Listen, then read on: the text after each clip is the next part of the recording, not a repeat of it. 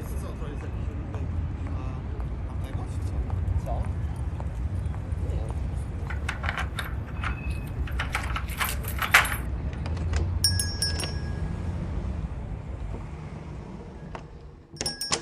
I have come here to chew bubblegum and kick ass. And I'm all out of bubblegum. Oh.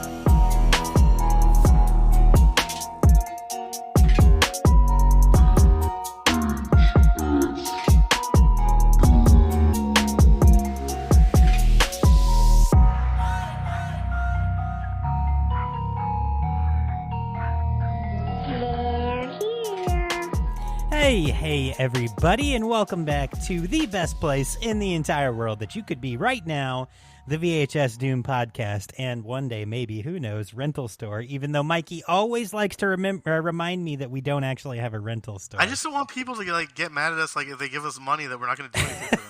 Because you keep giving prices for an imaginary membership card. Right. Well, I mean, all the numbers are made up. So, you guys can, it's not like we have a way for you to pay us. So it's like Bandcamp. You guys choose the price for. Right. Yeah. You're just you're donating $3 imaginary to our imaginary store, and it doesn't fucking matter. Anyway, well, God, son of a fucking bitch, every fucking week. But if I didn't have that in my life, I'd be sad. What you drinking today, buddy? Bang Energy Cherry Blade Lemonade. Wow, Cherry Blade. Okay. I got a 24-pack at BJ's the other day. Gotcha. That's not a cherry blade. This is a cherry blade. We're in for some fun this week, my Australian friends. Anyway. The splatter's going to be fun. Oh, buddy. Welcome back, as I was saying, to the VHS Doom rental store and podcasts, your favorite place to be in the whole world. Thank you all for coming back again this week. We truly appreciate everyone who's tuning in and listening to the catalog. I was noticing a little bit this week that we're getting some new regular listeners coming on, and they're listening to back catalog episodes. So thanks for catching up, whoever's doing that. We appreciate you. If it's your first time joining us, please give us a like, follow, subscribe to us wherever you heard about us, and also on all of our social medias. Also, if you like the show, if you like what you hear, if you like Mikey and I bantering and having a good time, if you can give us a rating wherever you're listening to us, that's a super helpful thing. It helps people find the show. So, do your friends a favor and tell them about it, or rate us, and they'll find us eventually. Who knows? Maybe. I don't know. But really, subscribe. That's going to be the one thing I'm going to say. So currently, I think we only have 11 subscribers on Spotify. So if you guys are listening to this on Spotify and you found yourself listening to us more than one time because you like our show, hit the subscribe button, and then every week when the new episode drops, and if you're a subscriber, you'll find out that it drops actually on Friday night, not Saturday, so you can listen to it early if you want. Subscribe, you'll get those notifications. We really appreciate it. And anyway, we're just glad that you guys are here and joining us for our 20 episodes. I know, 20th episode. Hold on, let me get a soundboard or some shit. I don't know. Is there a let's see. It feels like a Rick and Morty. 20. Oh damn, wrong one. It really is. Yeah, 20. Woo, we fucking did it, Mikey. We're still having fun. 20 weeks. We do this once a week, bro. That's wild. That's awesome. I'm super happy to have been doing this with you. So, all right. So real quick, Mikey, for you, put you on blast. In the last 20 episodes, what is your favorite moment that you've had in this show? I think the first time I did the Abbott and Costello thing to you. Yeah. With our different store members. Yeah. Also, I don't know. I like the after credits. The after credits are the best too. Oh, dude, the after credits are a ton of fun. We have, so if you guys haven't noticed this, we have a couple episodes where after the final music plays, if you stay around just a little bit longer, you'll hear some ridiculous bullshit that might cut out mid-show. Right, because I could not include it in the actual show. But it's, we kept it in there for funsies afterwards. So yeah, if you haven't heard the after credits, you better figure it out. Go check them out, man. It's not like it's called out anywhere, so you're just gonna have to figure it out. But it's yeah, kind that's of fun. like a Marvel ending. Yeah. You know what? I think some of my favorite moments in the show, I think when we finally acquired the ownership of our own store, that was pretty great. It totally was. Adding some cool First break room episode. Right, the first break room episode was dope. The second break room episode is dope. They're not our highest listened episodes by any means. So I can't believe the George Romero one was like the third episode. Dude, I know, and that's one of our most popular episodes. I think that's my favorite one.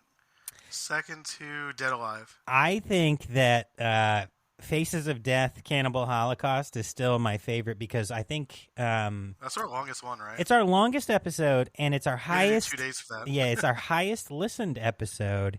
And I think that I'm really proud of that episode because I think that we provided a perspective. Oh, yeah, we got some fan mail about that episode. We did, right? Yeah, I'm going to get to that. So we provided a perspective in that episode that was kind of different than where everyone else was coming from, which actually somebody left us a review about that. So real quick, we got our first Apple review, Apple Podcast review, maybe a week ago. When did they switch it to Apple Podcasts and music instead of just iTunes? I don't know. Sorry, There's a podcasts that app that's been around for a while. No, I use that now. I'm just saying, I didn't notice that until recently, maybe. I don't know. Oh yeah. Well, you're old, so split. it's okay, and you have a kid, but that's all right. I use Spotify anyway. Right. Yeah. So this review on Apple was super nice to read. So it's the title says, "Thanks for the content." The listener is someone who goes by Doubting Tom Jr., which I like a lot. But so it says, after getting caught up in the discourse surrounding the movie The Sound of Freedom, I got in the mood for a deep dive into another flick that exploited the people it purported to elevate, Cannibal Holocaust. I listened to 25 different podcasts and found 20 repeated the same conversations, largely reading aloud the entries on the movie from Wikipedia or IMDb. This podcast was one of the 5 that stood out enough for me to listen to more of their back catalog. At the end of the day, this is one of the 4 that I subscribe to, finding that it has discourse and content that you won't find on the majority of other podcasts. I hope you enjoy it as well. So thank you so much for that awesome review. Thank you. That means a lot to Mikey and I. I mean, really, we are just two... That made my day when Dylan sent me that. It definitely made mine when I read it. We're really just, two friends who enjoy film. Mikey is 100% a cinephile. I am too. For the longest time, I fell outside of the vein of horror, and this is like a cinephile who's into horror bringing a non-horror cinephile into horror, which is kind of cool. Yeah. And, cult and campy films. So it's probably a little bit different. It's funny. I've said it before to you. A lot of people just think I like horror, but I love all kinds of cinema. Yeah, you do. I know you do. You have an amazing catalog. So anyway, we really appreciate you guys taking the time to leave us a review, to leave us a rating, to give us a subscribe. I think on Apple Podcasts we have 7 subscribers. Nice. Yeah, which is cool. And then over on Spotify we got 11. So if you're listening to the show regularly, just go ahead and hit that subscribe button, and you'll know when the episodes come out, which is actually earlier than we tell you it is. So get ahead. I usually fall asleep early on Fridays. Yeah, right. Well, so here's the background to that. So I'm the editor of the podcast, right? So we go through, we record everything, and then we record usually on Tuesdays, and then I have Wednesday, Thursday, and Friday to get it edited. And 2 hours worth of a podcast. I don't know how you do it on the days where we have to do Thursdays. That's wild. Dude, that's a rush. That's like a bum rush. As soon as I end work on Thursday, I edit until Friday, essentially. But I feel so bad about that. I need to start editing. Nah, you're fine. You're fine. I mean, I'll teach you one day for sure. But anyway, so I have a couple days to get it up, and then usually, I'm doing all my final touches, putting in all of the preview sounds, the after effects sounds that we put in there as well by Friday night. And then I publish it and I'm like, oh, I'm done. That way I'm not working on Saturday on the podcast. So, oh God. Ooh, that was a wet one. Oh, I almost vomited. That. What? Do you want me to talk about what I got from Diabolic DVD? Oh, dude. Yeah. Well, hold on. Let's finish our thank you, Mr. Excited. Sorry, you almost vomited during the thank you. I did. I almost threw up, which really changed the whole course of the show. But that's okay. So anyway, finally, yes, thank you guys so much for all that you're doing and listening in. I was just playing a moment ago for Mikey a new sound clip for a commercial that I think we're going to put out to try to get in some new listeners. So look out for that if you're following us on wherever, Twitter, Instagram, Facebook. We're on Blue Sky now, thanks to Mikey. We're on Threads, even though nobody's on Threads, and literally nobody. It's like a ghost town, dude. I don't get any likes. Like, you know how, like, I was gonna say, you know how like we have it linked to both of our like profiles. Yeah. So like I was looking, I'm just like nobody's responding. Nobody likes anything, but people keep following us, so it's like okay. Oh yeah, that's happening on my page because like. On Instagram, I used to like post more, and I had like 800 followers. Right. I keep seeing people just like liking my stuff, and like I'm not even posting. Right. Yeah. I don't know. It's weird, but anyway, yeah. Just give us a follow, like, subscribe, all that stuff. Thanks for being here. We appreciate you. Now, before we talk this week, I'm going to get it in before we even talk about what we've been doing, but let's talk about the movies that we sent them home with last week, and that they're in good condition. So last week we sent you home with one. Class of Nukem High from 1986. We sent you home with Night of the Werewolf from 1981. The Legend of Blood Castle from 1973. A Dragonfly for Each Corpse from 1975. And for the kids, we sent you home with Beetlejuice from 1988. Plus, obviously, the movie we're going to deep dive this week, Wolf Creek. How's everything look, Mike? There's a knife in Wolf Creek. What? And there's a guy with a weird hat outside. I don't want to go outside. Dude. Oh, wait, that's not a knife. This is the knife. Oh, no, he's here. Mick is here. Oh, is he? Holy shit. Oh, God. Oh, I just heard him. He's staring at you. Why is he staring at you so hard? I think because we have the same name. Oh, fuck. It's my time. God damn. Oh, no. Oh, Mick. It's okay, Mick. Calm down. Yeah, my leg is off and it's across the room. I like the Sheilas and the blokes. What? Oh, fuck, Mick. God damn. Okay, well, Mikey, put a tourniquet on that and get back to work. I don't know. That was like the first words that came to mind that I could say in an Australian kind of accent. I like the Sheilas and the blokes. He's going for the blokes this time, buddy. Bro. My God. Anyway, okay, cool. Well, glad you're okay. Mick, get the fuck out of the store, or I'm going to sick Deadeye Hugh on your ass. I've been a fan of his for like, is it really going to be 20 years? And like, oh God. Yeah, it came out in 2005. Oh no. Yeah. We're old. Yeah. Yeah, we are. Yeah. So, all right, you guys send all your movies back with a knife. That's not too bad, actually. Was that the only issues? Well, I mean, one of the VHS tapes had another letter to you on it, and it says "Eat a dick." Did you write that? No. Who wrote that, Mikey? I don't know. You're fucking lying. I wasn't here yesterday. Okay. Yeah, you weren't here yesterday, right? So you didn't just like bring that note in your pocket and slip it onto the movie as they were handing you the stack? No, I came in after the movies came in today. Oh, you know what? Maybe it was from a critic who was complaining about... what was that guy from the last one we told eat a dick? Oh, we told like 3 people to eat a dick. Maybe they're threatening me. Yeah. Uh-oh. I told you, those critics. Hey, Hugh Janus, come here. I need you to... Hey, buddy, Deadeye Hugh, I need you to just make sure you're keeping an eye out for critics today, because obviously they're getting a little feisty. If you see a critic... Suck their butthole! That's what we do. We suck their butthole, and we eat their penises. All right, go back in the closet. All right. Anyway, okay, glad everything's in order. Thank you guys for returning those. What? I was joking. I said, why are we like this? I don't know why we're like this, but we keep it fun. Anyway, yeah, so thanks for turning all those in good order. We appreciate you guys checking all that stuff out. And for real, on like a real note, I hope you guys are taking these recommendations and actually watching some of them. That would be fucking cool. If you do, and you want to tell us what you thought of them, send us an email over at VHSDoom at gmail.com, or send us a direct message on any of our social medias, and we'd love to hear what you actually think about the movies that we recommend, if you get a chance. Anyway, all right, so we got everything checked back in. I didn't forget that this week. So, Mikey, what's new, bud? I got new movies I ordered on Diabolic DVD. Well, I have 2 orders. One came this week, and next week I'm getting like westerns. Ooh, but all right.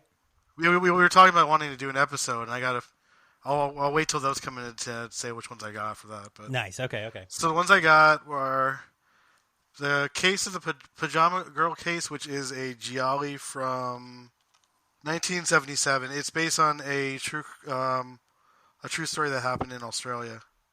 Ooh, another one? Okay.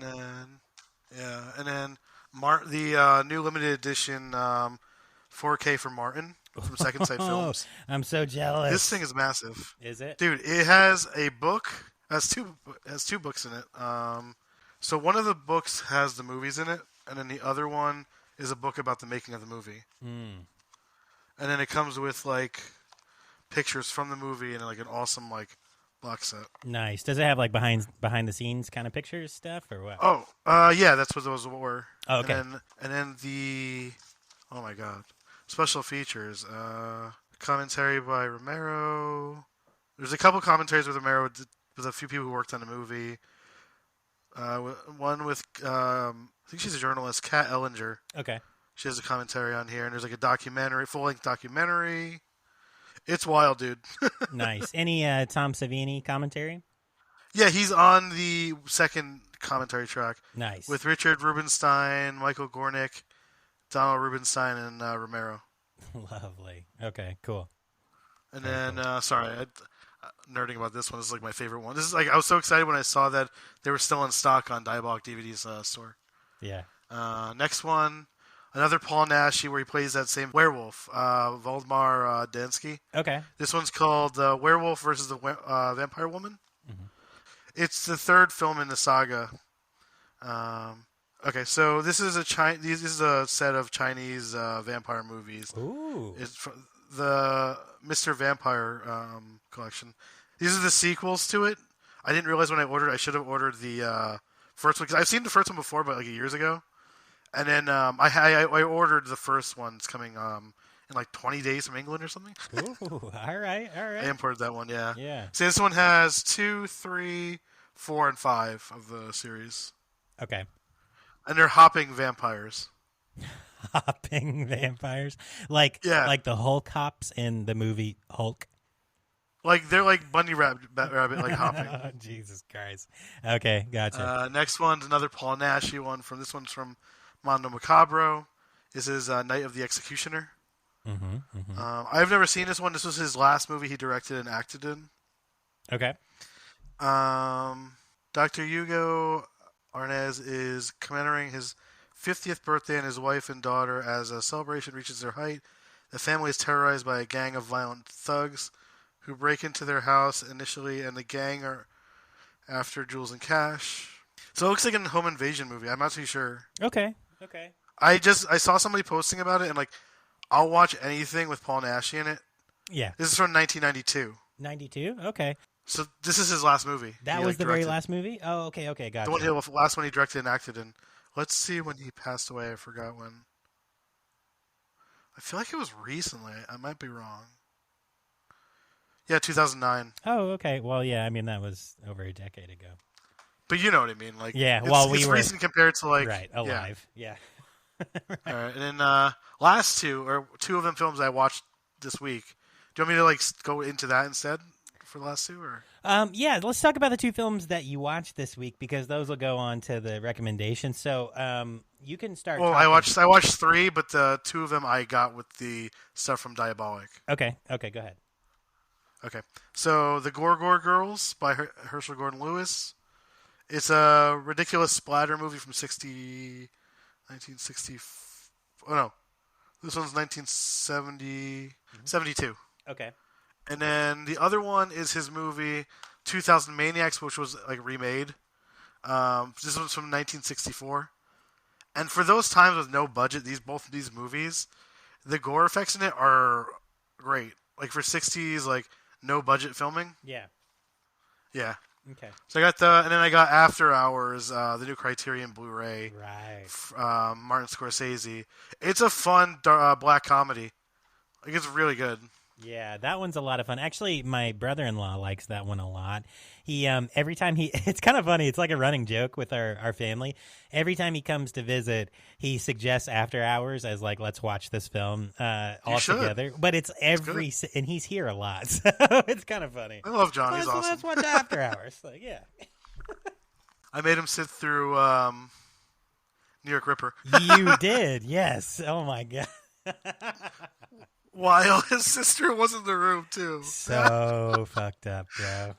Just ruining people's lives. Yep, left and right. That's okay. Okay, cool. So that's kind of your haul. That's what you watched, right? So good stuff. How mixture of both, yeah. How's the fam though? Oh, we're good. Yeah, everything's good. We've been doing a lot of like just like seeing family, going like to the park and stuff. Nice. You know. Yeah, enjoy.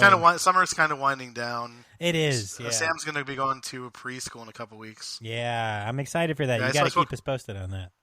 Yeah, I spoke about it last week, how he had his like first like bus ride. Yeah, he loved it. Yeah, that's awesome, man. Yeah, he got a haircut on Sunday. He was really happy about it. Oh, okay, all right, cool. Getting ready. He's going to look sharp for preschool. Yep. Oh my god, he looks so. I can't believe he's going to be 3. It's wild. Wow. How was your week? Oh, Weekend? Pretty good, man. Pretty good. What did I do this week? Oh, yeah, my mom came into town. So, we kind of hung out with my mom over the weekend and, she had some good time with Ari, she goes by Rah-Rah instead of like grandma. I don't know. She prefers that. So she had some good Rah-Rah and Ari time. They went to the park. We went swimming in the community pool and, just had a real good time. So my week was great. My weekend was great. But as far as what I watched, that was my next question. Yeah. So, God damn it, Mikey. Jesus Christ. Bro, that was like on my level. I feel like I was going to die. The room smells like vomit now. Dude, did it get on your suspenders or your orange pants? And my purple sleeveless shirt. Yeah. No, my purple sleeves. It got just sleeves. Dude, it got on your purple sleeves. Oh man, I hope it didn't get in your orange hair. Anyway, yeah, that's Neon gross. orange. I can't believe that. Good. It's neon orange and green on the side. Oh, nice, cool. Yeah, you're kind of just like a clown a little bit, but that's okay. I imagine that you also wear those like the big red boots. You know, it's funny. When in first grade, I dressed up as a clown for Halloween. Yeah. And we bought these like cheap, really plastic like clown shoes. Yeah. And I remember walking to this, like, school from like the parking lot and like my feet were killing me because like it was just like plastic against my feet. Yeah. No, yeah, that's awful. So my daughter is really into Dora the Explorer, which I think I've said on this podcast before. Yeah, you have. But so on Dora the Explorer, there's the character of Boots, right? So, Yeah. If anyone's ever seen the Mischief Big Red Boot, it's essentially the exact same thing as what Boots the monkey wears on Dora the Explorer. So somebody just designed his boot and made it into like a stupid shoe that nobody should ever wear. That costs, I mean, it used to cost a lot. Now it's only like $350 for those boots. But I imagine that's what you wear on the daily. Are you wearing those right now? Pretty much. Yeah. Yeah. With your green I forgot suspenders. to say. Yeah, totally. Nice. Assless chaps? No. You're lying. No, There's no pants. Lying. Oh, okay. Suspenders are hooked to what? The shoes? Yeah, pretty much. I got like extenders. Yeah, suspender extenders. It's like it's two suspenders connected together.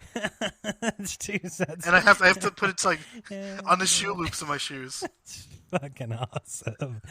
Okay, that's a great mental image. Well, anyway, so what I watched this week, now that we're done talking about what Mikey's wearing today, Pickled penises. Pickled penis. Oh, you better be careful with Hugh around. He'll come for you, buddy.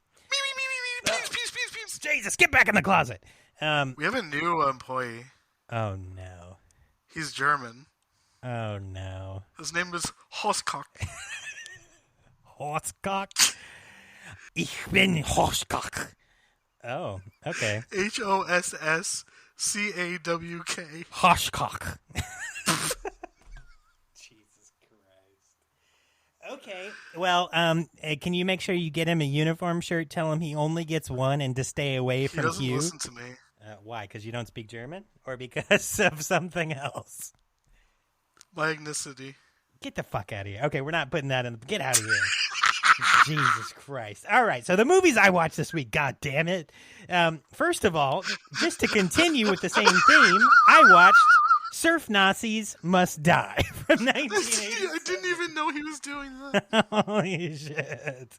Surf Nazis Must Die from 1987 by director Peter George. All right, I'll let you talk about this on me. You stupid. I'm sorry, I'm just laughing really hard. No, you're okay. So, Surf Nazis Must Die. Again, what I've been doing since last week, I've kind of been enamored with the Troma Now app. Again, not sponsored by Troma, but I am going to, give it a shout out. The Troma Now app is awesome. So I watched Surf Nazis Must Die there. I finished that up. That was hilarious. You know what you should do after that? Huh. You should try the Full Moon app, too. Oh, yeah. Yeah, I should, shouldn't I? Me and Jimmy were talking about it like a couple episodes ago, like Vomit Radios ago. Oh, yeah? It's really good. It has everything. Like it's pretty much like the Troma one, but for all Full Moon stuff. Nice. Okay. It's pretty awesome. They have like Puppet Master and all that kind of shit. Okay, maybe I will check that out. I've been... Well, not Puppet. You're scared of dolls, though. Yeah, I don't like dolls. I don't. So, okay, I'll tell you a quick story. So did I scared. tell you about my sister's room when I was a kid? I did, right? I don't remember if we talked about it on the show or not, but it does sound familiar. Did we do a killer doll episode? No, I don't think we've done any killer dolls yet. I think we talked about a couple doll movies, though, so I think I might have referenced this story. But when I was a kid, my sister had a bunch of porcelain dolls, like a bunch. Ugh, I hate that. Like, shit. talk That about scares me. yeah, talk about walk in her room and they're like up on shelves, like around the room, right? Well, Then you leave the room and you come back and they moved a little. yeah, kind of, right? So when we had some family visiting at one point, and my sister was like staying with a friend, and I had to stay in my sister's room, and I literally woke up and like in a panic, pointing like ah. Those things are terrifying. Anyway, so Surf Nazis Must Die. That was a ridiculous film. That came out in 1987. It's on the Troma Now app. It's in the Troma catalog now, but it was starring Gail Neely, Barry Brenner, Robert Hardin, Tom Dempkinoff, and it's literally, honestly, I wasn't expecting it to take the route that it took, but like, dude, I've never seen a better like strong black woman like hero beating Nazis. I mean, I've never seen that before, honestly. I don't know. Do you have any other movies in that like vein? I mean, not really, but like when I think of like a strong like black female character, I think of like Foxy Brown. Oh yeah, sure, like the classics, like but Pam like Grier character, yeah. But like that character fighting Nazis, I've never seen that before. No, that's like the only movie I've seen that in too. So definitely, I highly recommend you go check out Surf Nazis Must Die. Even though it's a classic, it's a classic, and even though it sounds like a dumb title, like talk about some like a cool heroine, very very cool. And then the second movie that I checked out this week, also from the Troma Now app, was a 1998 like independent film, Decapitated, by Matt. I've never seen that. Cunningham. So Decapitated is actually hilarious. It has a lot of the humor is very much like a Scooby-Doo-esque almost. It's obviously like a horror comedy. Because like the killer is kind of like skipping through the woods, and like it's a lot of fun, and like when people lose limbs or like get their throat sliced, they like tape themselves back up and keep going.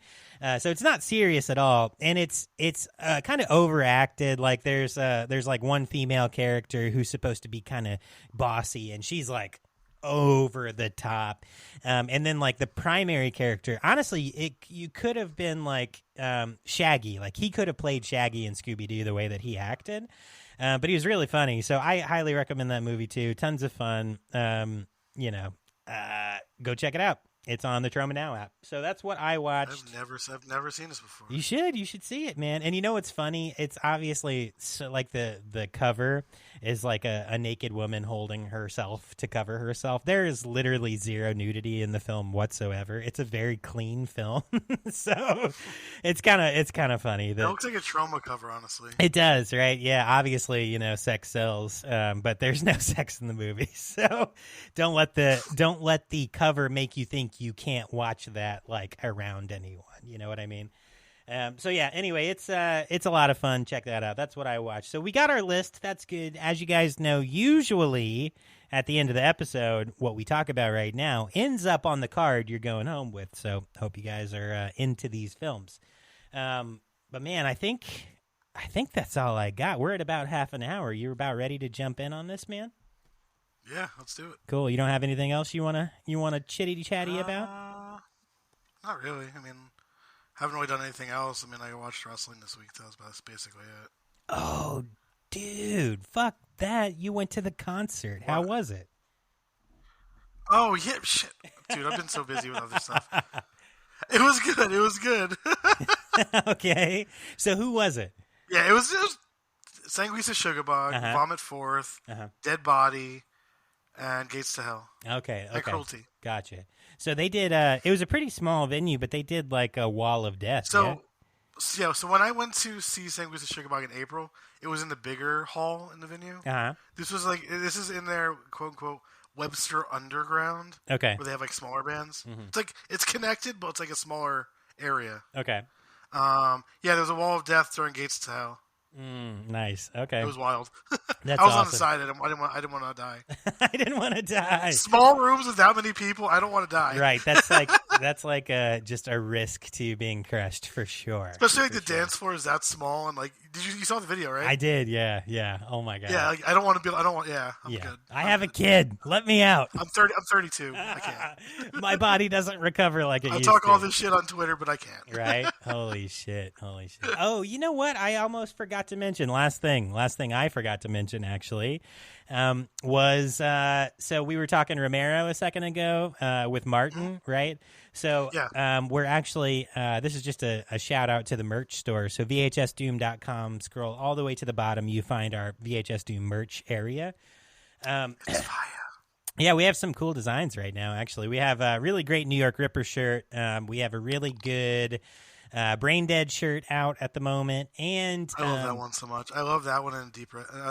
Did you do the Deep Red one or no? No. Deep Red. Well, I mean, Deep Red's still on the website, but I'm considering taking that one down. What if we did one that was like sort of like it, like kind of uses like the aesthetics of it, but like yeah, I'm thinking we need a redesign. That's really what it is. I don't like it looks too much like the poster and like shirts I've had before of it. Anyway. Yeah, I think we're gonna freshen that one up. But I am working on this week. Mikey and I are gonna work on a little bit of a Dawn of the Dead shirt. Oh fuck yeah! Yeah, so we'll keep you do posted a Martin on one that. Also. Yeah, you know what? I don't know. Dawn of the Dead's easy because it's in the public domain. So we'll see. Oh yeah, it's true. We'll see about Martin. I don't know. I don't know who has the rights to that. Always got to figure that shit out. But anyway, so go check that out on the merch store. But that's all we got to say for ourselves this week. So what we're going to do now, step up real close, uncomfortably close to my face and look into my eyes. Press play right now.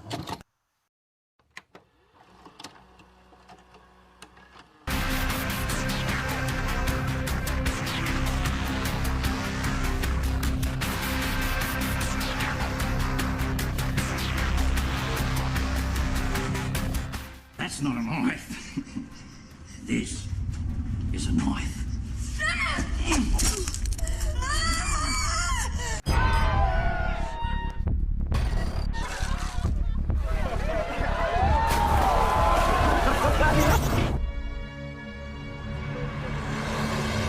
Captain's log. So far, no sign of intelligent life forms. Wow. That's awesome. Looks like we might be spending the night. What the hell? In the car! What the bloody hell are you mob doing out here? Scared the shit out of me. So, where do you live? Oh, I get around here. Never know where I might pop up. What do you actually do? I can tell you, but then I'd have to kill you.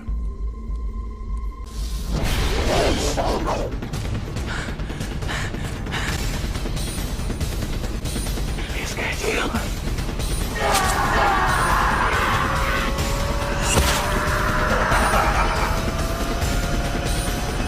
Let's play.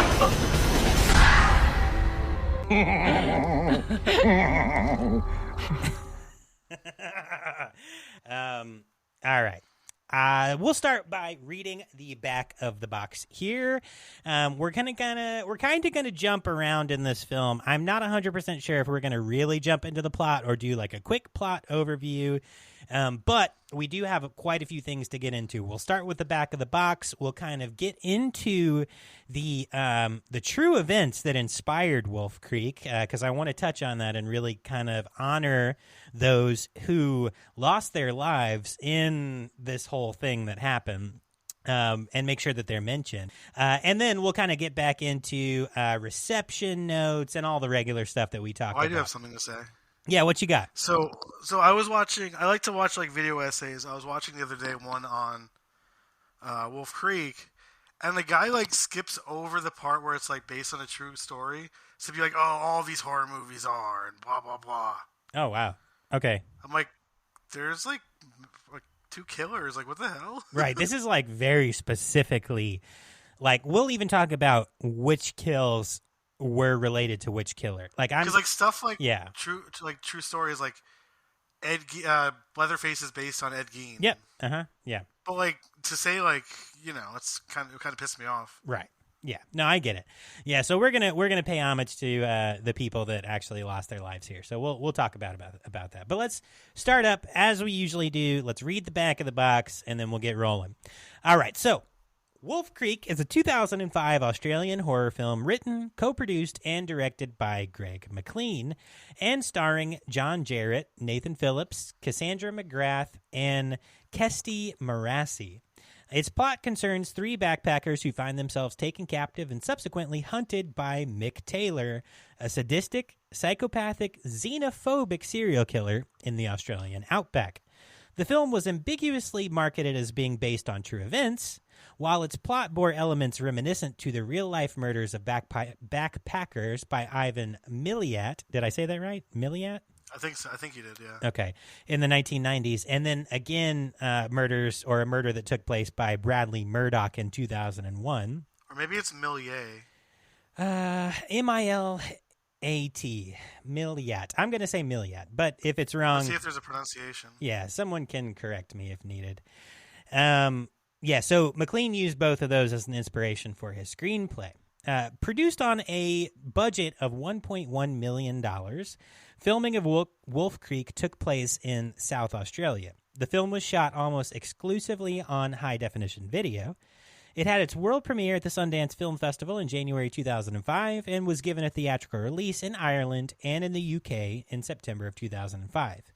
That was then followed by a general Australian release in November, apart from the Northern Territory, which was out of respect for the pending trial surrounding the murder of Peter Falconio, who was a British tourist who disappeared in a remote part of near Barrow Creek in the Northern Territory in 2001.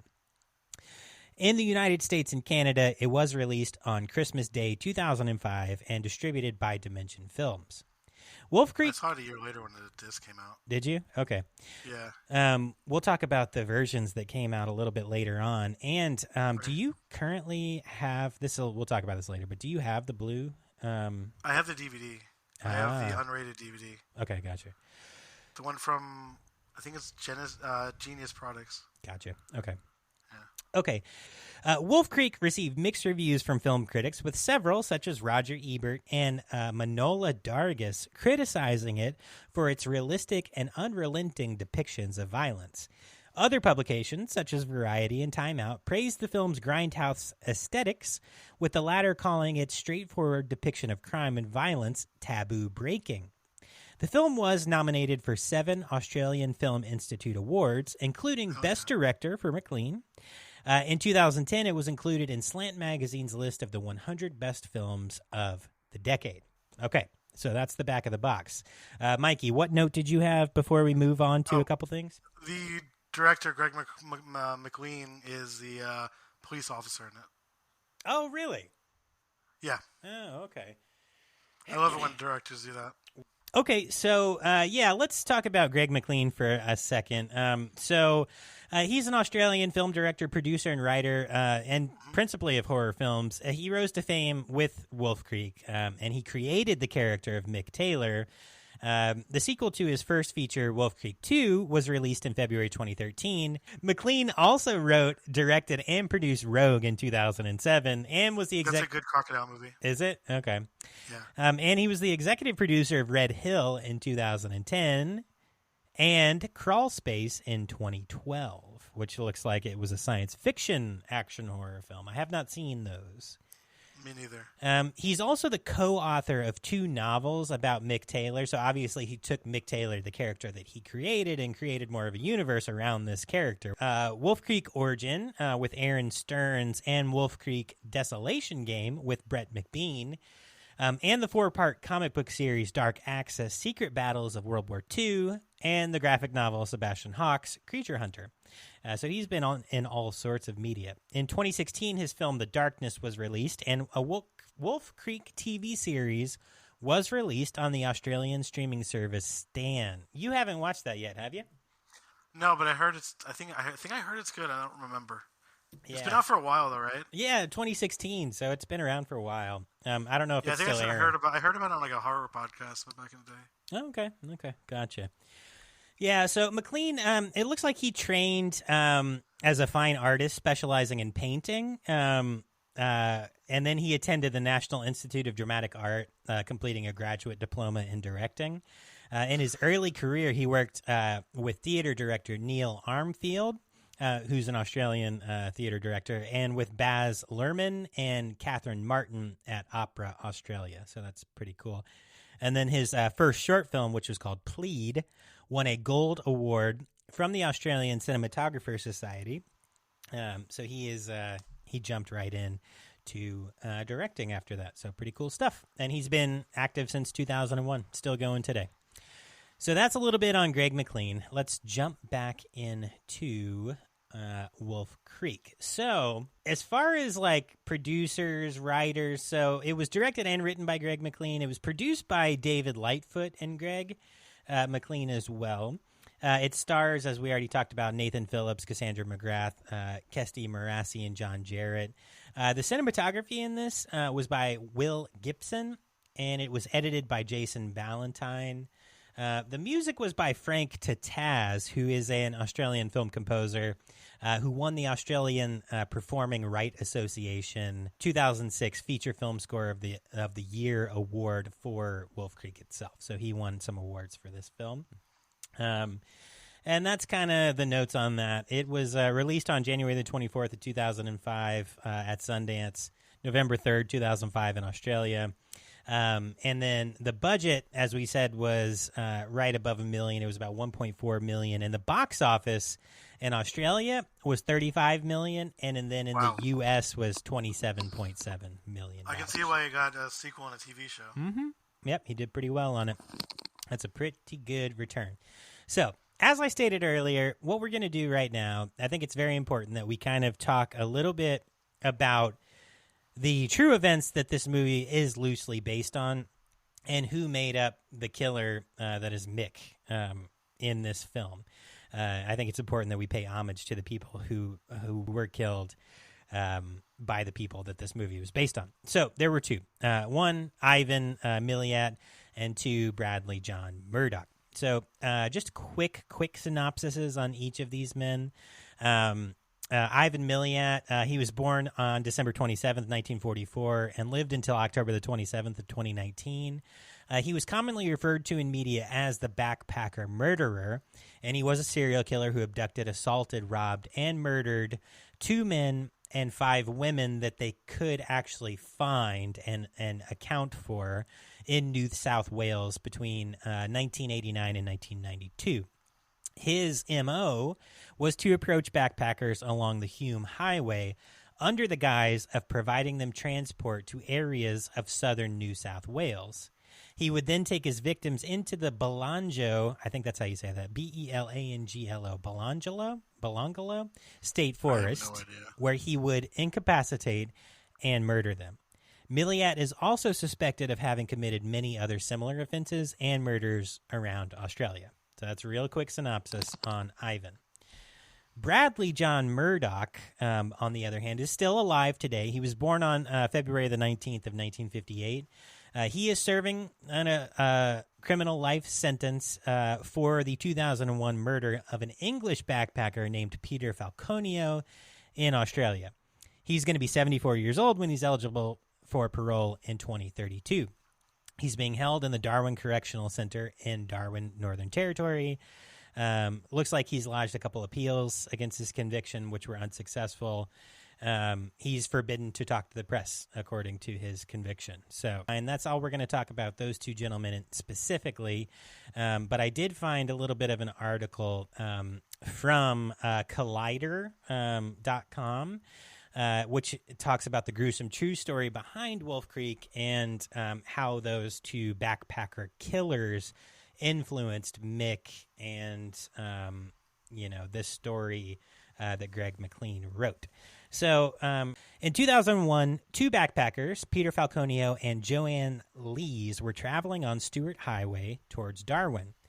When they reached Barrow Creek, a mechanic named Bradley Murdoch managed to get them to pull over because he had convinced them that there were sparks coming from the exhaust of their van and that they needed to service it immediately.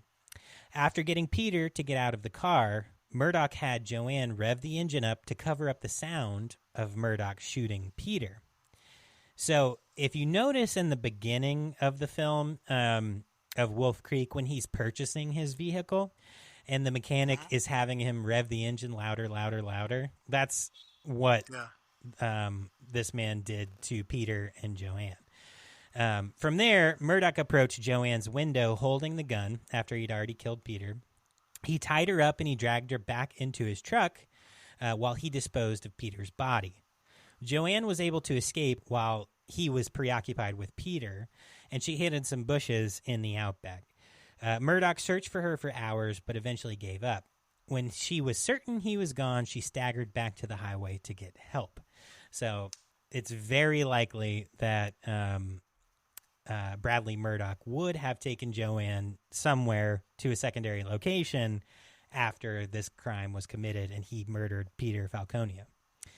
So as you can see, there's definitely some similarity there. The auto mechanic trying to help them fix their car, quote unquote, revving the engine, covering up the sound, blah, blah, blah, and trying to abduct a woman.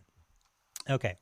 So crimes before that were even more fucked up. Yeah, I believe they were, but this is just kind of what is leading to this movie.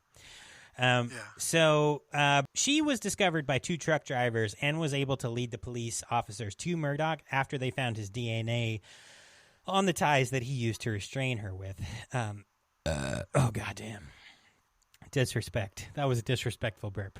Ugh. Bradley Murdoch was found guilty in December 2005 and is serving life in prison. Peter's body... What are you doing? Still... I don't want to laugh during this. I know. Peter's body has still never been found. Rest in peace. Hopefully you are. While Murdoch's incident was isolated to just attacking Peter and Joanne, he was known for being a drug runner and a heavy amphetamine user. Okay, now, a little more on the other killer, who is Ivan Milliat. So Ivan Milliat was a serial killer who killed at least 7 tourists, as we stated, between 89 and 93. These killings became known as the Backpack Killings. His murders took place in the Belanglo State Forest in the southern part of Australia. The first victims that were found of his were 2 women who were backpacking from Europe and were named Joanne Walters and Caroline Clark. The bodies of these 2 women were found in that park. Walters was found by hikers in a shallow grave and had been stabbed 14 times. Clark was found a day after Walters and had been shot, presumably being used as target practice by Milliat, so super cruel. In 1993, a year after Clark and Walters had been found, a human skull was then found by the police. This human skull led them to being able to find Deborah Everest and James Gibson, who had gone missing in '89. Gibson's spine had been severed by a sharp blade, just like the unfortunate girl in Wolf Creek, and Everest had been stabbed and then beat to death. In 1991, German backpackers Anja Habscheid, Gabor Neubauer, and Simone Schmidl were the next bodies to be found. Habscheid was also found in a shallow grave with multiple stab wounds, as well as being decapitated. As you can see, if you've watched Wolf Creek, all of these things are popping up in the movie. Neubauer had also been shot in the head, and Schmidl was also stabbed to death, but was not buried like her friends. Lastly here, Paul Onions was an English man who had narrowly escaped a sadistic killer in 1993 and had a similar story to the killings of the individuals mentioned previously. Onions was the man who was able to identify Milliat as his attacker, thank God, and link the other murders together to convict him. He was found guilty in 1996 and in 2019 died after spending 20 years in prison. And he actually didn't confess to any of his crimes ever during his life. He never confessed even up till death. But there was a note in Wikipedia, which I don't have open now, but where his lawyer on the lawyer's deathbed did confess state out loud, that Milliat was using his sister, who passed away in 2003. She was helping to get people to feel comfortable and helping murder those people. At least several people his sister helped with, apparently. Just FYI. That's crazy. Yeah, crazy. So anyway, Milliat seems to be the main influence for the character of Mick Taylor in Wolf Creek, as many of the rituals in both individuals are similar. In Wolf Creek, we see Taylor shooting Christie at a point-blank range after running her off the road, which can be related to Joanne Walters' killing. Using the backdrop of Wolf Creek National Park is similar to Milliat's murders taking place in the state forest. There is also some speculation of sexual satisfaction on Milliat's end during or after these murders, which we also see with Taylor in the film while he's torturing Christie in his shed.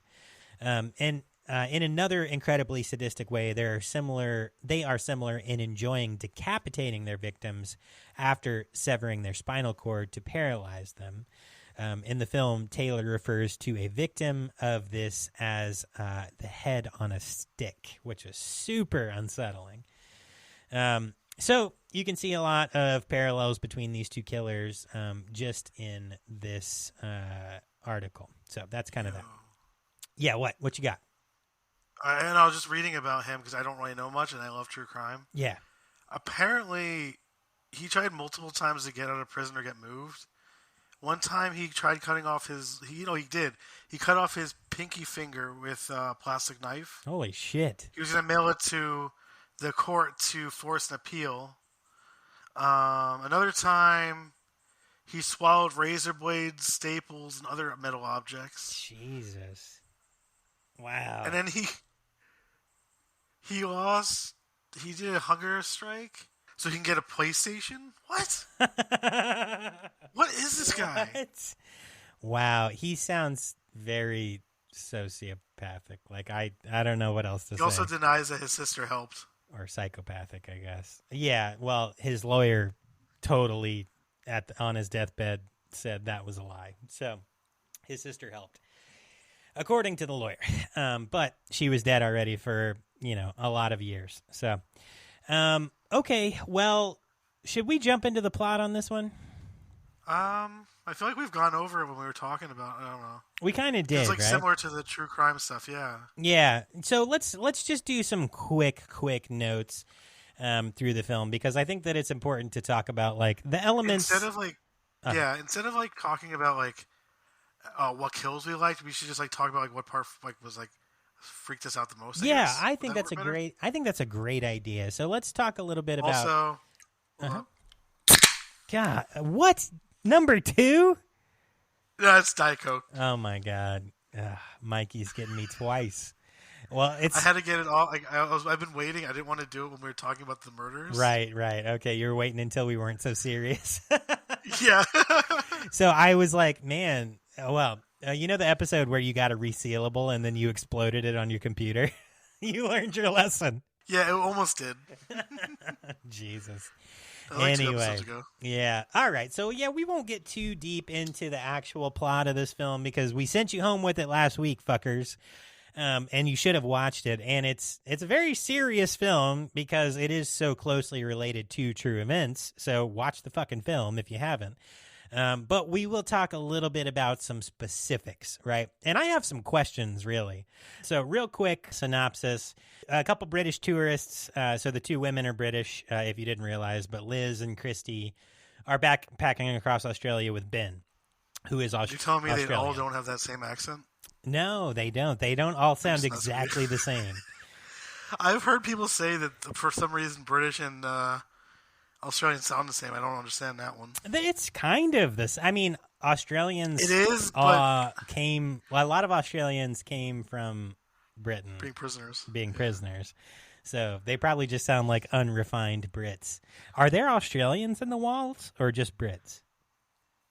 Where? I smell British people. Australians? I don't know. No. I have a problem with Australian people. They got shrimp on the barbie. Yeah. Unless they're racist. I know a lot of racist Australian people. You know personally a lot of racist Australians? I've known like racist Australian people. Really? Oh. Mm-hmm. I don't know Australian people. So, hey, if you're Australian, I bet you're not racist if you're listening to us. So, fuck yeah. I hope not. Yeah. All right. You better not be. Yeah, backpacking, buying a dilapidated car. I'll body slam you through a table. Yes, I will body slam you through a table if you're racist. That's for sure. I have no problems with that at all. Anyway. All right, back to the show. Back to the show. So they're backpacking across Australia. So up until the 90s and through the time that these crimes were actually discovered, it was a very popular... What was that? That's weird. Were you were kind of breathing like what was that? Okay. Just be quiet then, you sneaky boy. Okay, so backpacking through Australia was actually very affordable back in the early 90s. Unfortunately, that meant you were possibly going to get murdered by crazy backwoods Australians, but it was cheap. So it was a very popular thing for college kids to do. After a couple people went missing, people started backpacking in pairs, right? So like the two girls being together in a backpacking pair and then meeting up with a guy and everybody traveling together, not unheard of by any means. They are kind of following the route that Ben wants to take because he wants to see the Wolf Creek National Park. Now, I did look up Wolf Creek, the Wolf Creek Crater, and National Park in Australia, which is actually wild to look at in pictures if you go on Google. It is the second largest crater in the world, from which fragments of a meteorite have actually been collected. It measures 880 meters across and has a depth of about 60 meters. So if you are, dumb and an American, that's about 200 feet deep and about 2,600 feet. Well, it's 24 across. That's how I came here. Through the crater? Yeah. I think in the movie they said that the Wolf Creek crater, when that hit the earth, it would have been like as big of an explosion as like 3 nuclear bombs. That's wild. So anyway, just so That's you know. what it felt like. Yeah. Oh, what, you were there for it? That's how I came to Earth. Oh, that was you. Yeah. Oh. Me and you, we both showed up on the same day. Oh, okay. You and who? Scabby? Nah, why you? Oh, you. Oh, okay. He's sitting right next to you. What are you talking about? You is next to me, or you are next to me? No. Him. Okay, fuck, I can't do this again this week. Everybody get the fuck back to work. Especially you, German man. I don't remember your name. Schlonglong, or whatever. Hoscock Schlonglong. Okay. Anywho, so that's Wolf Creek. Check it out if you're ever in Australia. You may or may not get murdered. I don't know. But at that time when they made the stop in that movie, their watches stop, their car battery stops working, everything stops at the same time. Is that an EMP? Is that what happened? Why did that all happen right there? Sounds like it. I don't know. Or like he cut it.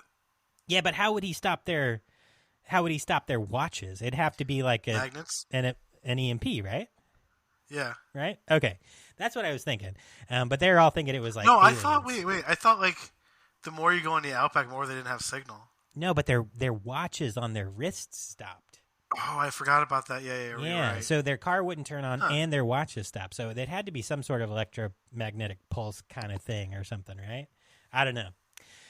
Anyway. Maybe Mick has powers. Yeah, that's what I'm saying. Maybe. So, all right. Earlier, Mikey asked me, do you think that Art or Mick would win in a fight? And I'm pretty sure it's Art. But if Mick has supernatural abilities where he can make, obviously get up after being shot and make clocks and batteries stop without an EMP device, Art might be in for a bit of a battle. You know what I mean? I mean, if Art couldn't die, if he could die, yeah, I feel like you think Mick would win? Like he would have like shot him like from across like the road.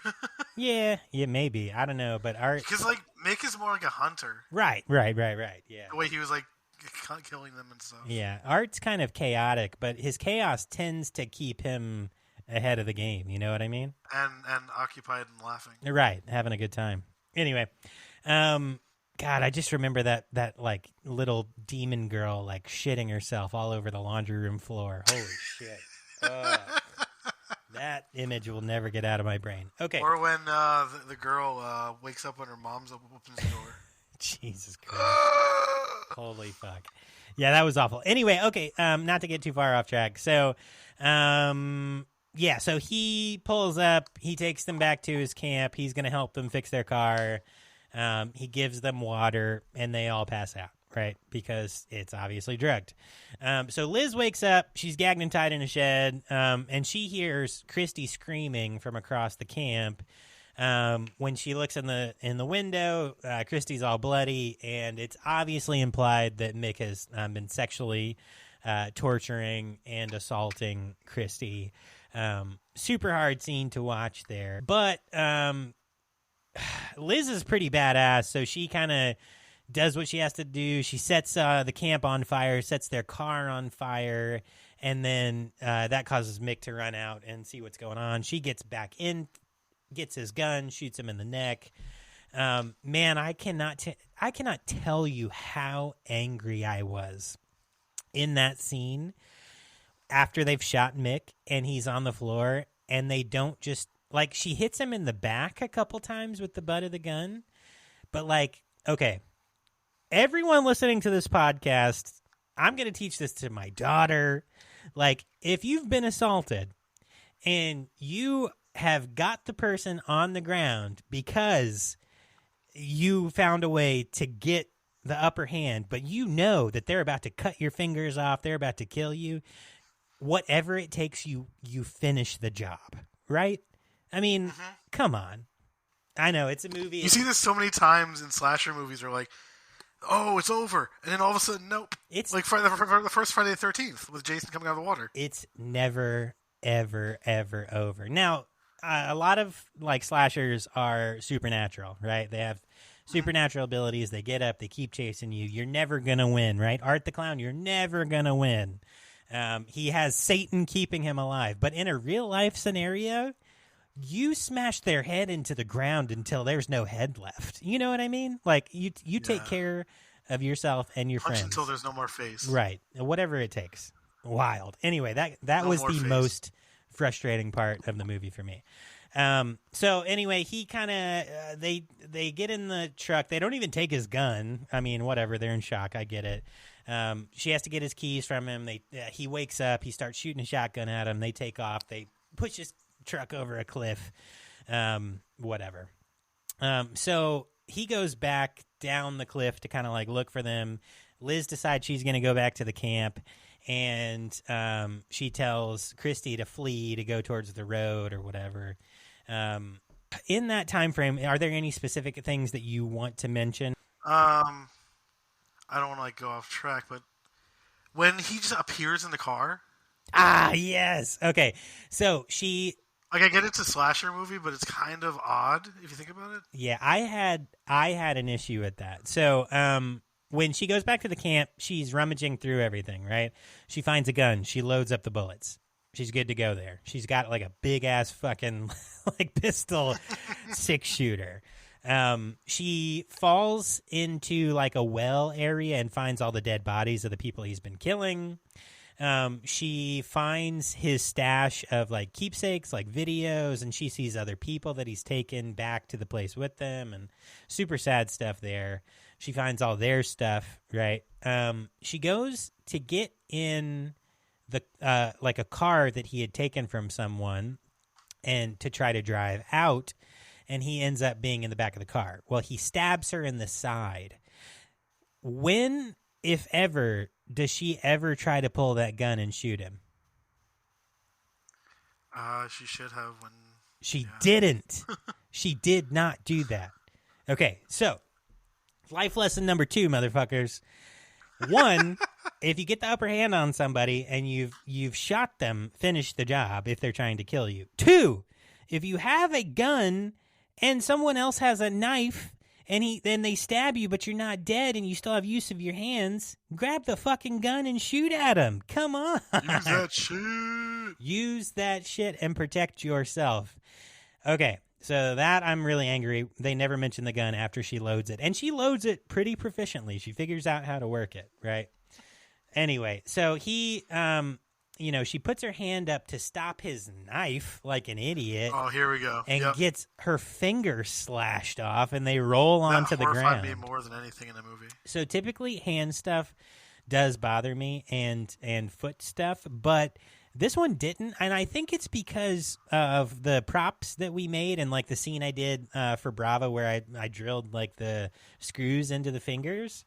For me, I was like, oh, yeah, I've done that. I know exactly what that is. So in my head, it didn't bother me so much this time around. Still bothers me. I don't know. Yeah.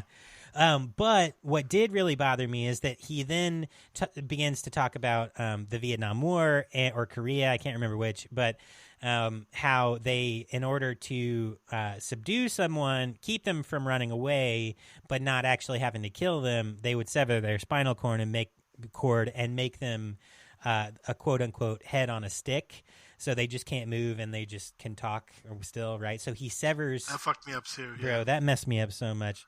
He severs Liz's spinal cord. She lays on the ground and he says, now I'm going to ask you some questions. And we never see what happens with her. She could still be alive as a paraplegic in his camp. Like, you never know. That was super sad, though. So... we go back to Christy at this point. Liz hasn't come back for Christy. She takes off towards the road just like Liz told her to do, and she waves down a passing motorist who sees her bloody and crying, and he helps her, an old man. He goes to get her some water, and then the water can gets shot through, and he looks over, and then he gets shot through the head. She jumps in the front seat, takes off. Unfortunately, her car's a little slow. She does manage to kind of ram Mick off the road in the car that she's in, but he shoots her tire out and then comes and kills her, right? Shoots her in the head twice. So that's how Christy goes. And then we get back to Ben. Now, this was wild. So Ben's in a room nailed to a board, kind of like a cross, and has his arms like suspended up, and he's in the room with a corpse who's been eaten from the waist down, and then they pan to the dogs. So obviously what Mick has been doing in this room is he has been tying these guys up, nailing them to the wall, letting his dogs out, and letting his dogs eat them alive, literally. Like, that was a wild thought. And it was a really wild way to state that. That's what happened. That freaked me out too. Yeah. That was really hard to look at. And also, I really liked the effect of as far as like effects work goes. Like, I know that sounds sick. Like, I liked this, but it's because we've done effects work, so I kind of like to think about how they do that stuff. But Yeah, me too. The nails, I like that kind of stuff. yeah. So the nails through the wrists, he has to pull his wrist off of the nails.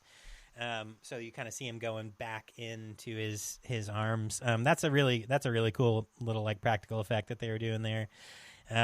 So anyway, he gets out, he takes off, he's running through the bush. He ends up being found by a couple German tourists, which relates back to some German tourists that were murdered by those guys that we were talking about not that long ago. They help him get to a hospital.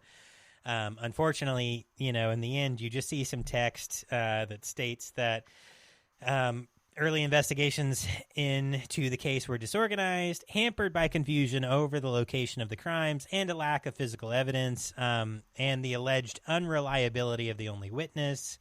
After 4 months in police custody, Ben was cleared of suspicion, and then at the very, very end, the film ends with Mick walking into the sunset with his rifle, obviously to be back again. Any notes that I missed there from you, Mikey? No.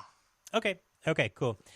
So he wrote the screenplay for Wolf Creek in 1997, and originally it resembled a straightforward slasher film, and McLean was ultimately displeased with the final product. After seeing media on Ivan Miliat, then he rewrote the screenplay. So the screenplay existed.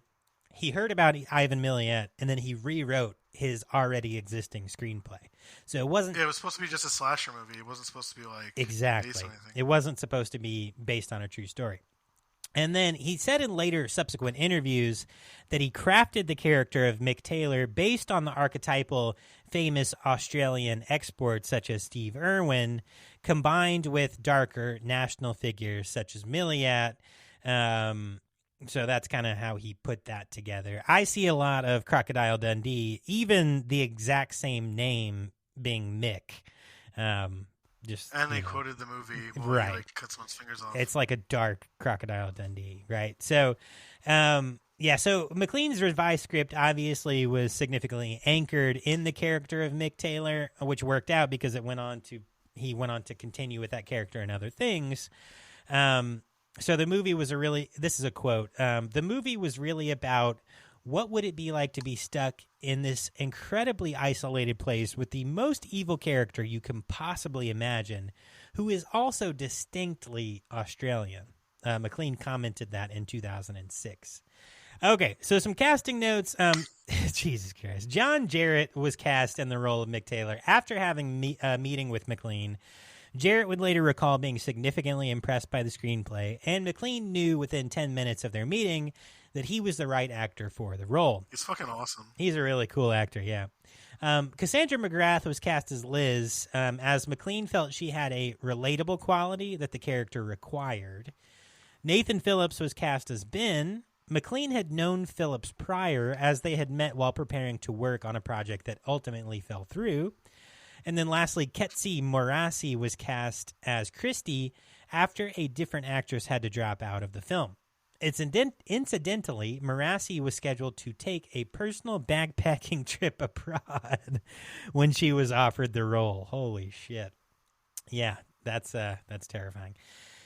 Okay, so Wolf Creek this is just some filming notes. Wolf Creek was a considerably low-budget production made for around $1.4 million with a very minimal crew.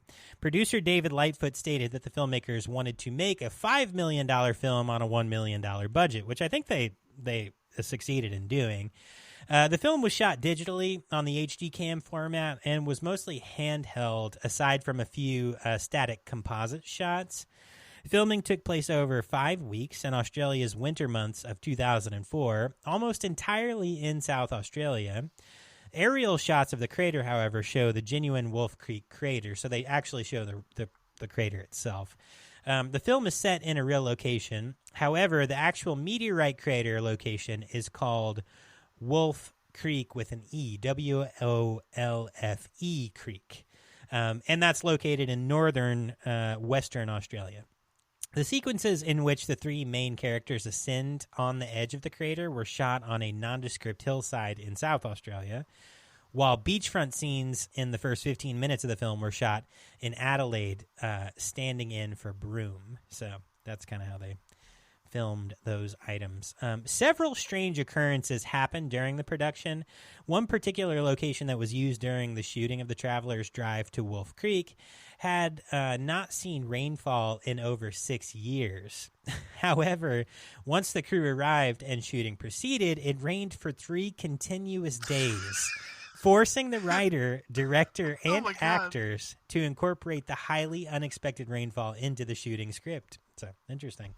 Wow, that's that would be our luck, right? For real. Oh, it hasn't rained in 6 years. Now it's going to rain 3 days straight. According to McLean, the fact that it was raining and gloomy in an otherwise dry, sunny desert area gave the sequences a feel of menace. So that makes sense. Holy shit.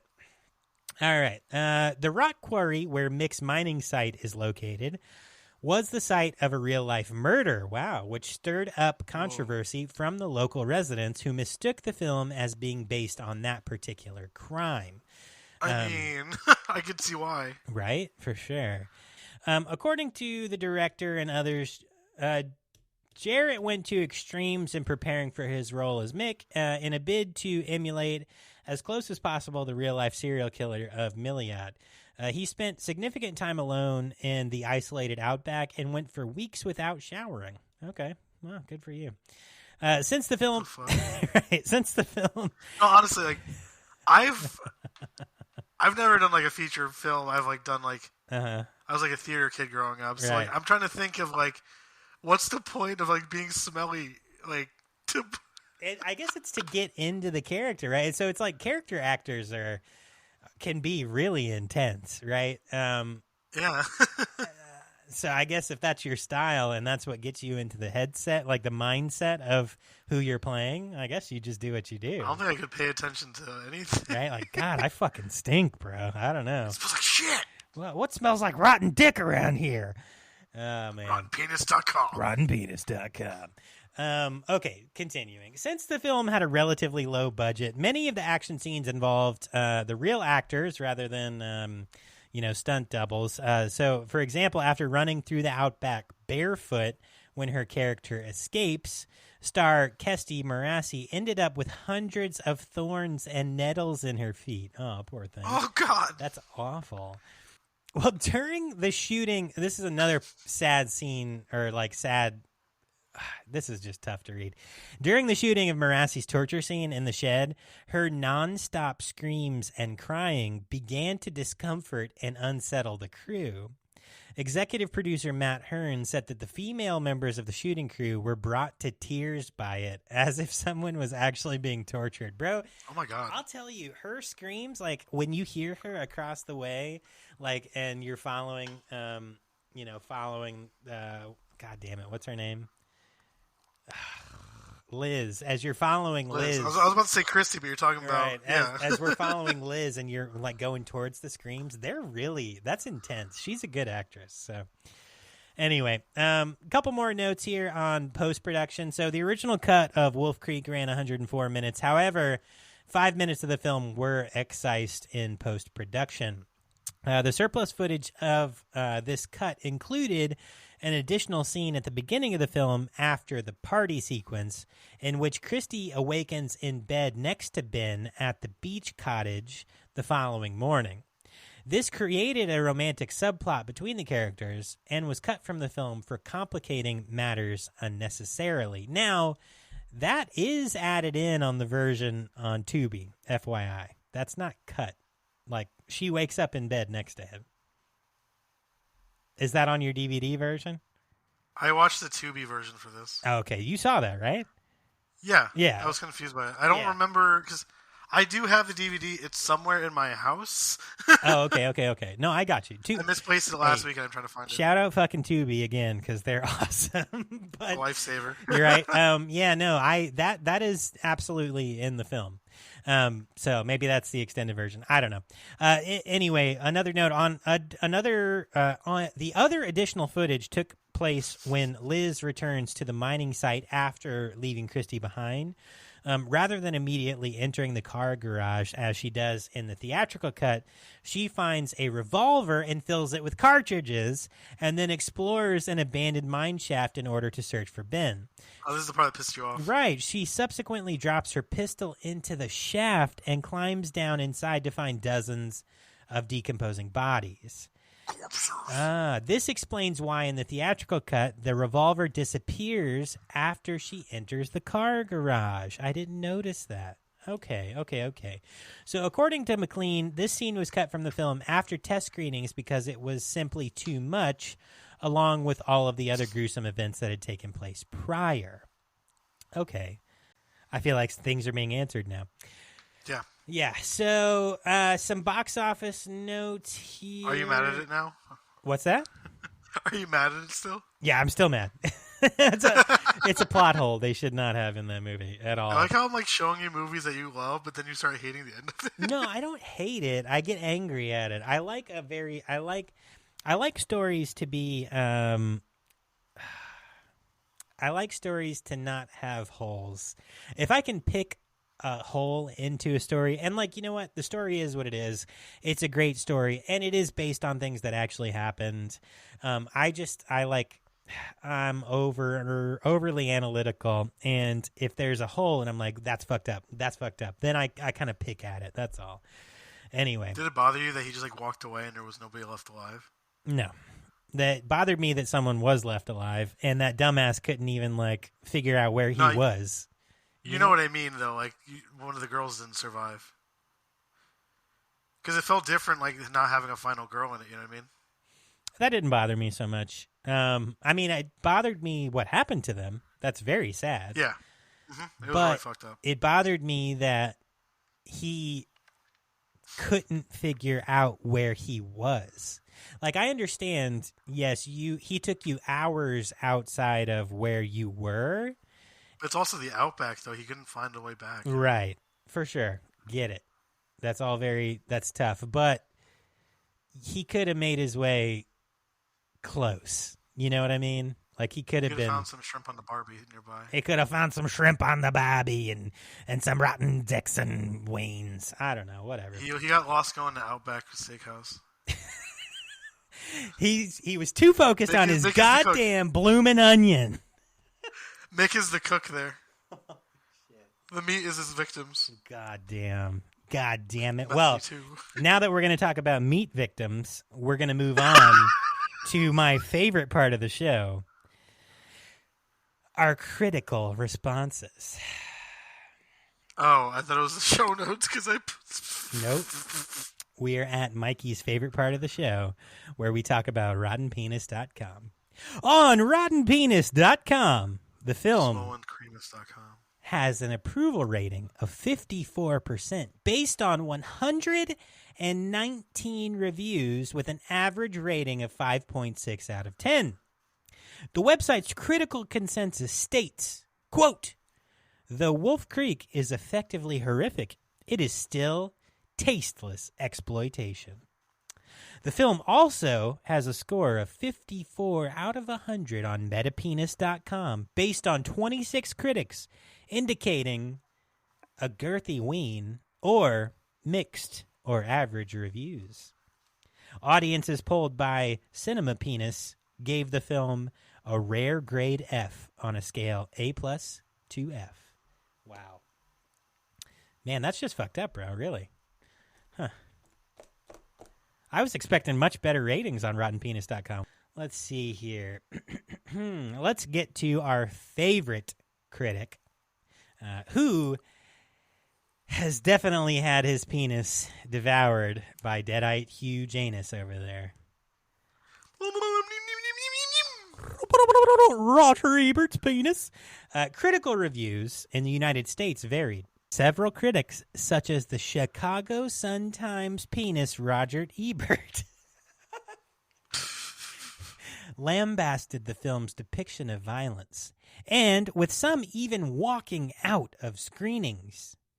Ebert awarded the film a 0 out of 4 stars, writing, "It is a film with one clear purpose, to establish the commercial credentials of its director by showing his skill at depicting the brutal tracking, torture, and mutilation of screaming young women.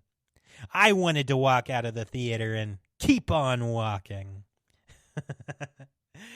Oh, Roger Ebert. You ever walk out of the movie theater? No. I've never walked out of a movie theater. Not once. Have you? I have once. Yeah. For I don't even what? remember the movie. It was before the pandemic, and like me and my wife or Katie we were just going to like a movie. Uh-huh. I forgot what movie it was. It was bad. I'm just like, let's go. Really? Interesting. Like, if I don't want to sit through it, even if it's bad, it's like super like horrible. So Carla, when she was a kid, her first job was at a movie theater as like a ticket I've puncher. always wanted to work there. Yeah. So she said that the theater she worked in was actually in Westwood, and it was like a smaller, like 2 or 3 screen kind of place, right?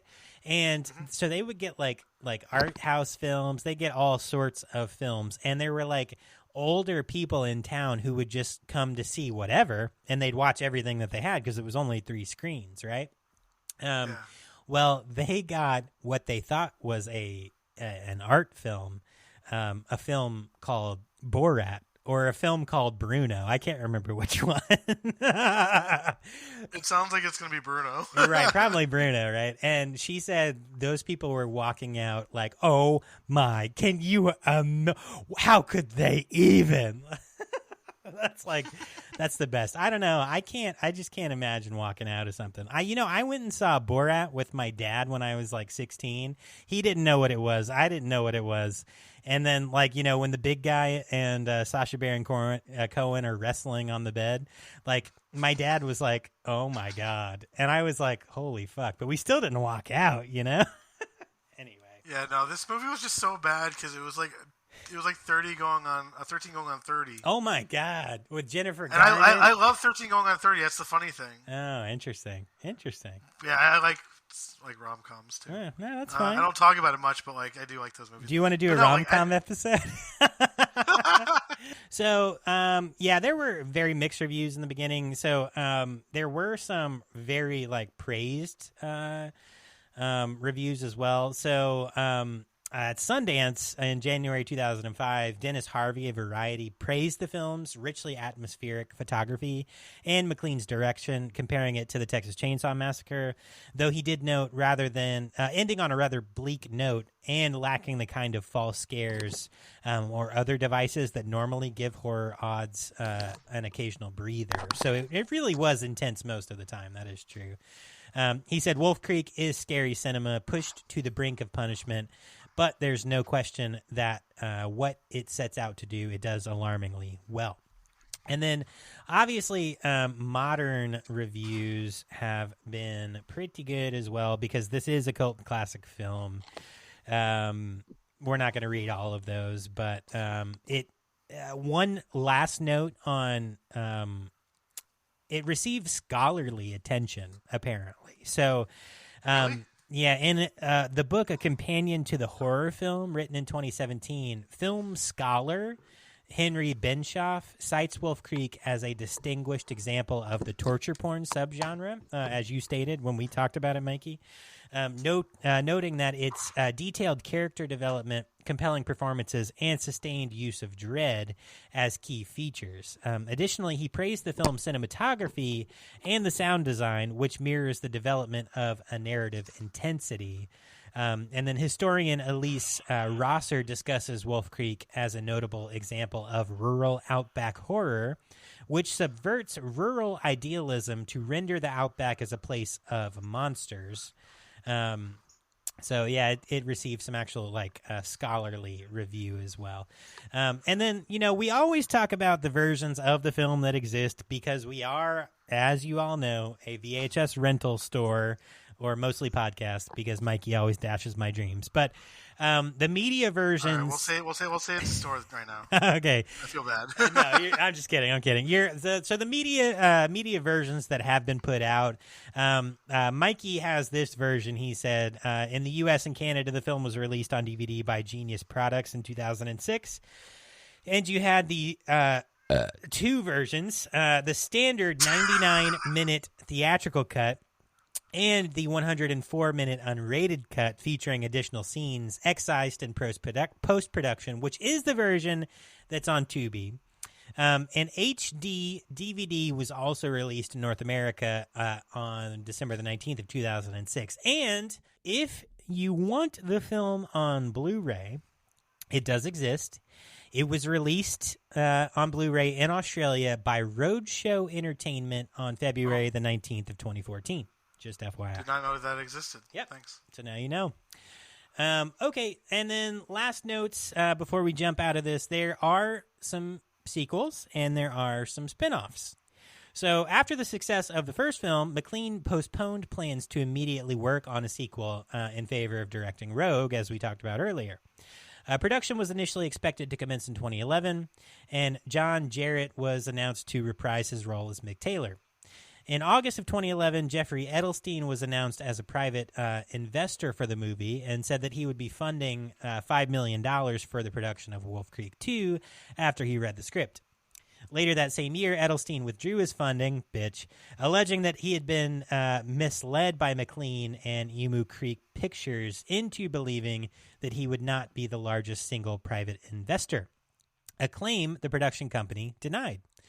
Filming and production of Wolf Creek 2 was postponed until late 2012 when an additional funding source was made available through the South Australian Film Corporation. Filming took place in late 2012 and in early 2013 in Australia, and the movie had its world premiere on August the 30th of 2013 at the Venice Film Festival. It was given a wide release in Australia on February the 20th of 2014.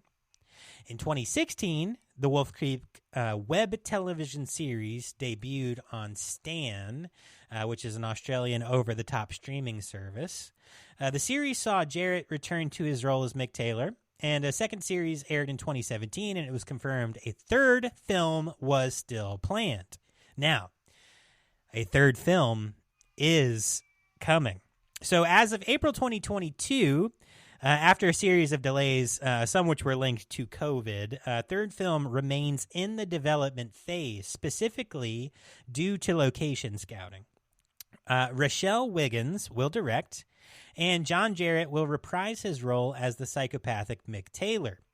The promotional excerpt for the film reads, quote, "An American family takes a dream trip to the Australian outback and soon draws the attention of notorious serial killer Mick Taylor.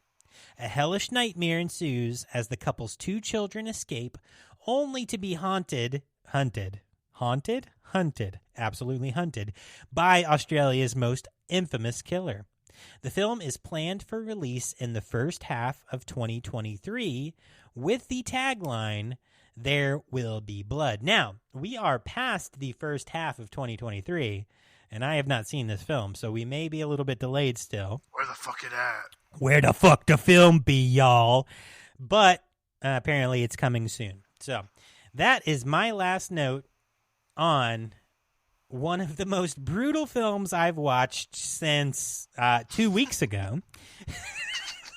Wolf Creek.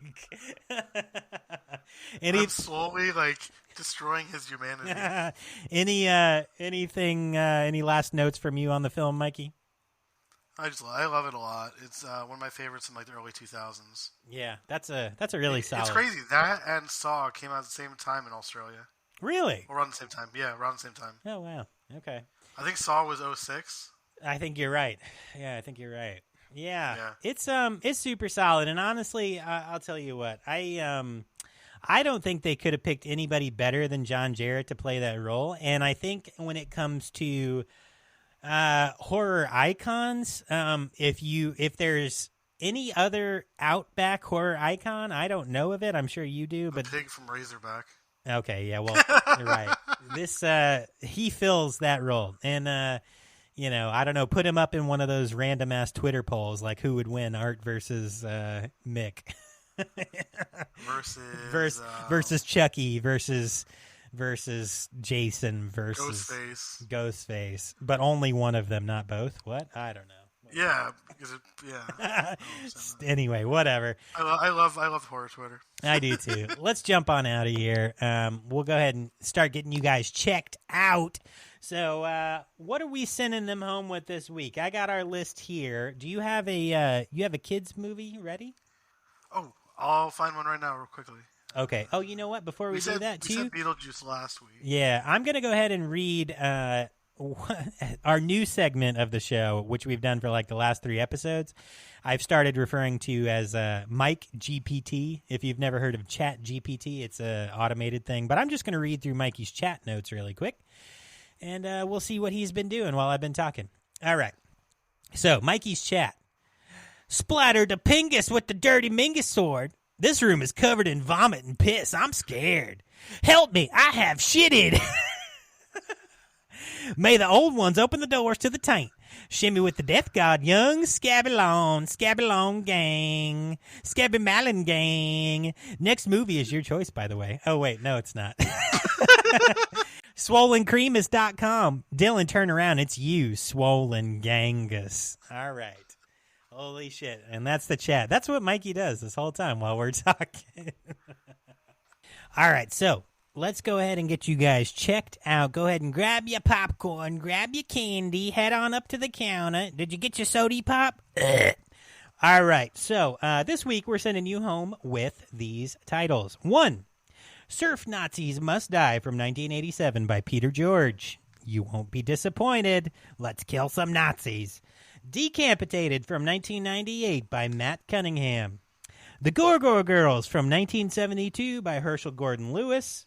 2000 Maniacs from 1964, also by Herschel Gordon Lewis for a double feature.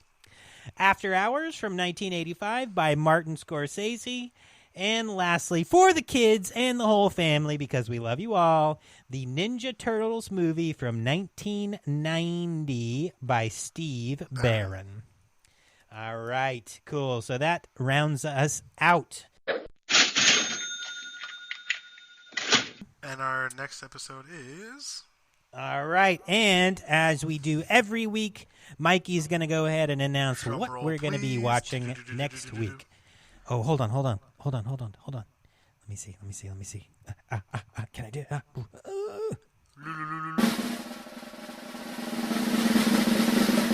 Nightmare on Elm Street. Fuck yeah! I will kill you in your dreams. Okay, cool. Nightmare on Elm Street. Bro, that is a classic. 1984. And 1984. Wes Craven. Cannot wait. Yeah, obviously. Young Johnny Depp. Young Johnny Depp. Yep, falling right into that bed. Turns to a blood bed. We're going to have a good time with that one. I actually watched that not that long ago. Oh, you did? Okay, awesome. Yeah, maybe like, I don't know, a month ago or something like that. So, cool. Yeah, super excited. We haven't really done one of the standard classic slashers in a while, or ever, I don't know. But next week, you guys come back. We're going to have a deep dive fun time talking about one of the standards of horror, TikTok / Twitter / Instagram, our favorite, Freddy Krueger. Okay, cool. Well, that's all I got, man. Anything else from you? Nah, we did it. We did it. All right. Episode 20. Episode 20 again. Yeah, thanks, guys. Yeah, go give us a follow, give us a like, subscribe, give us a rating, share us with your friends, but really, fucking subscribe. Please, get the notifications. That way you're using your membership like you should be using it. We're at 388 Twitter followers right now. We really appreciate you. And honestly, I'll tell you, last week, I think when I was talking to Mikey, I said, like, hey, oh, man, I can't believe it. We're, over 300 listens. Well, just in a week, we're at 361 listens already. So just in a week, we've had 60 more listens. So thank you guys so much for helping the show grow. We appreciate you all. Holy fuck. It's Scabby. What's up, buddy? bro, I miss you. I do. How's the life going? How's the fam? How's the kids? Oh, Mikey Scabby Jr., that motherfucker. You need to give. You need to give him a spanking. Anyway, good to see you, Scab. Can you let Mikey come out and play? That way we can end the show. Mikey says, "Fuck me." No, you said that. I don't know why you're saying that. He said it? No. Why you? He's here also. Oh. Long John Silver? What? Wait, what was it? Long Schlong Silver? When? No, the German guy. Oh, Hosscock. Hosscock Silva. All right. Hosscawk. Cock. Fucking shit, bro. All right, y'all. We're derailed. We hope you guys have a lovely week. Thanks again for tuning in. We will see you the next time you stop by to the best place in the entire world, the VHS Doom Podcast and rental store. Yeah, next Saturday, guys. Peace!